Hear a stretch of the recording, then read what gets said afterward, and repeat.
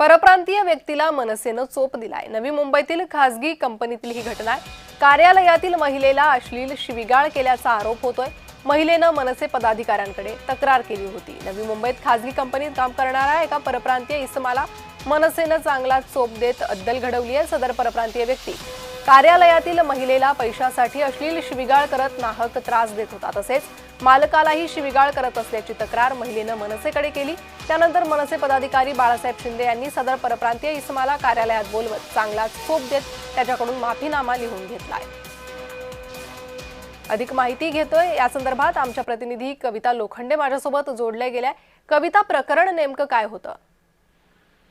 नक्कीच प्रणिता, नवी मुंबईत मनसे पुन्हा एकदा आक्रमक झालेली आपल्याला पाहायला भेटते। खासगी कंपनीमध्ये एका खासगी कंपनीमध्ये जे आहे ते दोघेही काम करत होते। एक परप्रांतीय इसम तर एक मराठी महिला।